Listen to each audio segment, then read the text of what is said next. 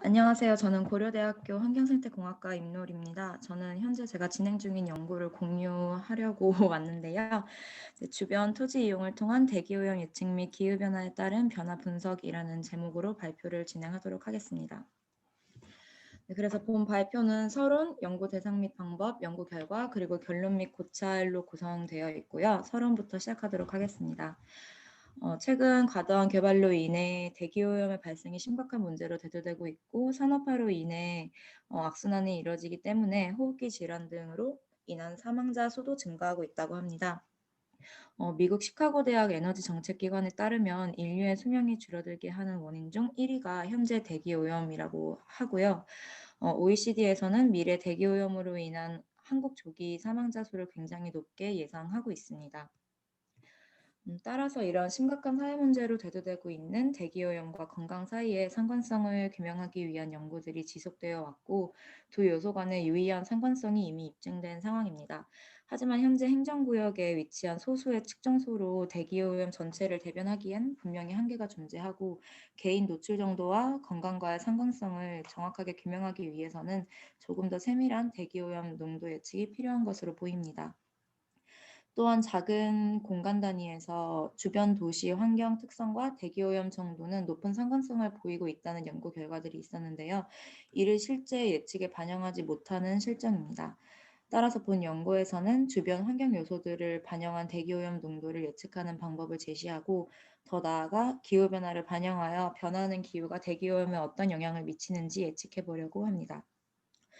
본 연구에서 활용한 모델은 랜드 유스 리그레션 모델인데요. 자세한 과정은 방법론에서 설명하도록 하겠습니다.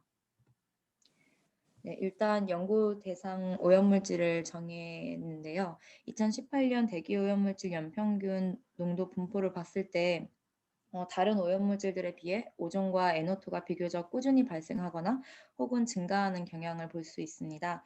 이 두 물질 중 농도 분포를 지도로 봤더니 바다와 맞닿은 외곽에서 높게 발생하는 오존과 달리 NO2는 대부분 사람이 많이 살고 있는 수도권이나 부산 지역인 것을 확인할 수 있습니다. 이는 아무래도 NO2의 주 오염원이 자동차와 같은 인위적인 요소이기 때문에 그렇다고 생각해서 오존보다는 NO2를 관리하는 것이 더 현실적이라고 판단했고 그래서 본 연구의 대상 오염물질을 NO2로 정했습니다. 그렇기 때문에 자연스럽게 연구 대상지는 NO2 발생량이 높고 인구수도 많아서 대기오염이 건강과 직접적인 영향을 미칠 것이라고 판단되는 국내 수도권으로 정했고요. 수도권에는 현재 125개의 NO2 측정소가 존재하고 본 연구에서는 연구 진행을 위해서 통계 소프트웨어로 SPSS를 사용했습니다. 네, 이제 방법론으로 아까 말씀드렸던 랜드 유스 리그레션 모델링 과정을 설명하도록 하겠습니다. 일단 문헌 조사를 통해서 연구에 사용할 수 있는 변수들을 정했는데요. 대부분 리뷰한 논문들에서는 대분류로 교통, 토지 이용, 인구, 기후 변수들로 나눴고 소분류에서 각 대분류별로 적합한 데이터들을 나눠서 적용했습니다.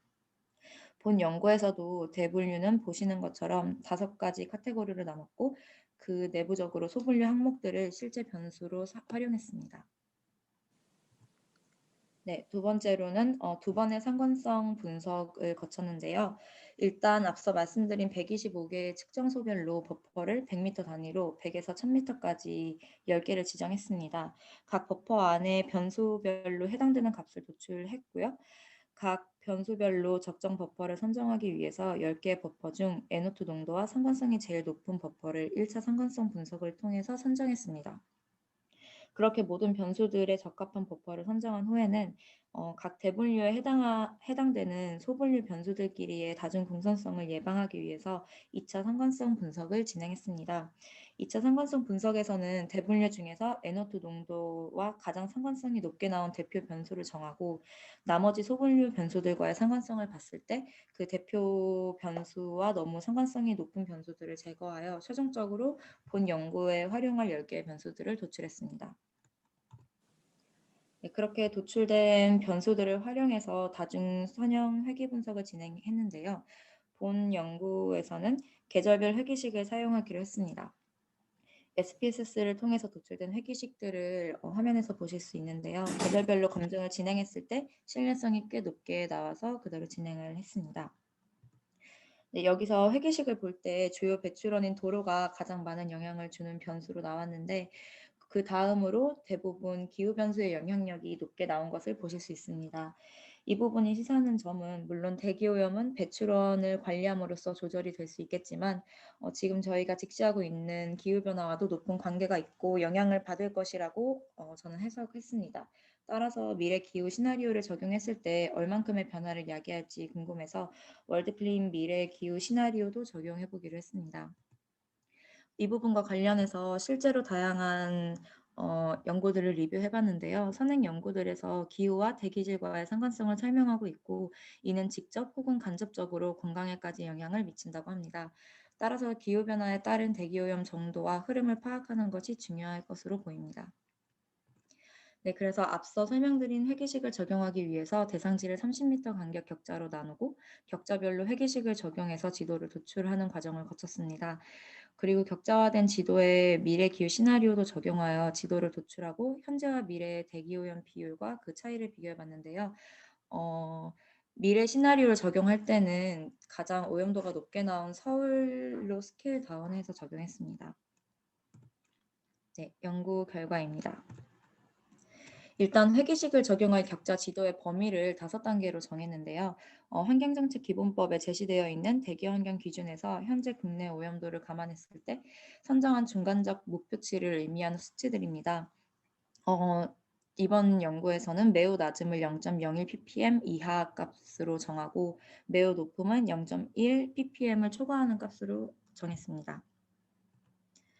네, 그래서 계절별 농도 예측을 위해서 회계식을 적용한 결과인데요. 인구가 많고 차량 유동이 높은 서울의 대기오염이 대부분 높게 나왔고요. 계절마다 예측된 농도 레인지가 달랐습니다.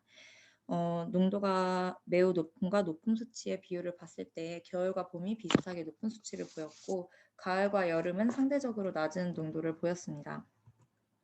수도권에서 가장 농도가 높게 나온 서울시를 기준으로 봤을 때 에어코리아 대기환경정보에 기록된 평균 이산화질소 농도의 흐름이 계절별로 조금씩 다른 걸 보실 수 있는데요. 봄과 가을 그리고 겨울은 비슷한 수치를 보이는 반면 여름은 비교적 낮은 농도를 보입니다. 특히 겨울이 미세하긴 하지만 가장 높은 농도를 보였는데요. 이는 아무래도 겨울에 보일러 사용이나 이런 연료의 사용량이 늘어나고 혼합고가 낮게 형성되어 오염물질이 원활하게 확산하지 못하는 이유가 있겠습니다. 그리고 하절기에는 잦은 강우로 인해서 대기오염 물질들이 희석돼서 세정 현상이 일어나기 때문에 측정되는 농도가 비교적 낮게 나타난 것으로 보입니다. 네, 그리고 현재 계절별 추이를 파악한 다음에 서울을 중심으로 미래 기후 시나리오를 적용해 봤습니다. Y축은 격자의 수이고요. X축은 앞서 말씀드렸던 농도의 범례입니다. 미세한 차이를 보이는 지점들이 있는 반면 가을처럼 꽤 크게 나타나는 부분들도 있어서 전체적인 분석을 위해 수치를 표로 정리해 봤습니다. 일단 현재와 미래의 각 단위에 차지하는 비율을 보여주는 표인데요. 매우 높은 지역이 가장 많이 늘어나는 계절은 봄으로 거의 40% 가까이 증가한 것으로 나타납니다. 그 다음으로 가장 큰 차이를 보인 계절은 가을인데요. 매우 높은 지역이 많이 늘어나진 않지만 현재 매우 낮은 지역을 차지하는 비율 거의 대부분이 미래에는 낮은 지역으로 옮겨지면서 서울의 전체적인 NO2 발생 농도 평균이 높아질 것으로 예상됩니다. 현재와 미래를 비교했을 때 가장 적은 차이를 보인 계절은 여름입니다.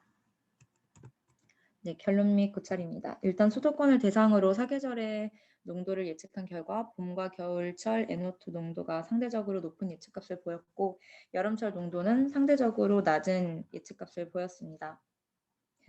이는 기존 서울시 대기 환경 정보와 비슷한 추세를 보이는데요. 계절별 강수량과 온도 등 기후변화의 영향이 높아서 그런 것으로 예상됩니다.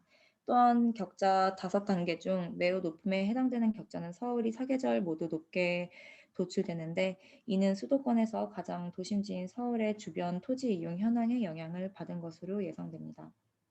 특히 도로나 기후변수의 영향이 가장 큰 것으로 나타났고 토지 이용 변수 중에는 주거 지역이 가장 큰 영향을 미치는 것으로 확인됐습니다.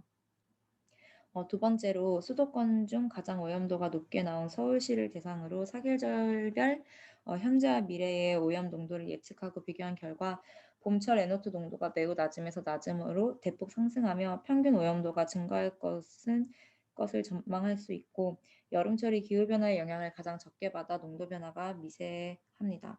하지만 미세한 차이더라도 사계절을 모두 봤을 때 전체적으로 평균 오염도가 증가하며 이는 대기오염으로 인한 질병의 발생 등과 같은 부가적인 영향을 미칠 수 있을 것으로 보입니다. 네, 마지막으로 본 연구의 의의는 일단 측정소를 좁은 간격으로 설치하는 것은 비용이나 시간 측면에서 한계가 존재하는데 이런 직접적인 설치를 대체하기 위해 좁은 간격으로 농도를 예측하여 직접 설치하는 것의 한계를 극복하는 방안을 제시했다는 점과 주변의 토지 이용과 기후 데이터를 반영해서 농도 예측의 정확성을 높였다는 데 있겠습니다. 또한 미래 기후 시나리오를 적용해서 예측한 미래 농도 증가량 을 통해 향후 기후변화로 인해 대기오염 심각성이 어떻게 흘러갈지를 파악했고요. 이는 현재와 미래의 대기오염 예보와 같은 환경 서비스 제공의 품질을 향상하고 다방면에서 활용될 수 있을 것으로 기대합니다. 연구의 한계점은 대부분 데이터에 있었는데요. 특히 가장 영향을 많이 미치는 교통 관련 데이터 중 크고 차량이 많이 다니는 주요 데이터와 그러지 않은 작은 도로를 나누는 기준이 너무 애매하고 주관적이어서 객관성이 조금 부족하다는 점과 도로별 교통량이 영향을 많이 미칠 텐데 이런 교통량이 정확하게 제공되지 않기 때문에 이를 반영하기 어려웠다는 점입니다. 또한 현재와 미래의 대기오염 변화가 실제 건강에 어떤 영향을 미칠지 그리고 얼만큼 영향을 미칠지에 대한 노출 관련 내용을 포함하지 않았습니다. 따라서 향후 계획은 데이터의 한계를 극복할 방법을 구상하고 이를 적용하여 정확도를 높이는 것과 호흡기 질환과의 상관성과 노출 정도를 연계해서 보건 측면에서의 활용 방안을 모색하는 것입니다.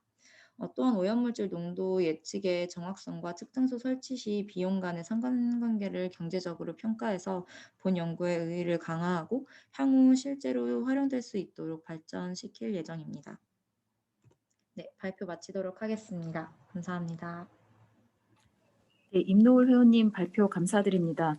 예, 혹시 질문이나 코멘트 있으신 분 채팅창을 통하거나 아니면 직접 음소거 해제를 하시고 말씀해 주셔도 괜찮을 것 같습니다. 혹시 질문 있으신가요?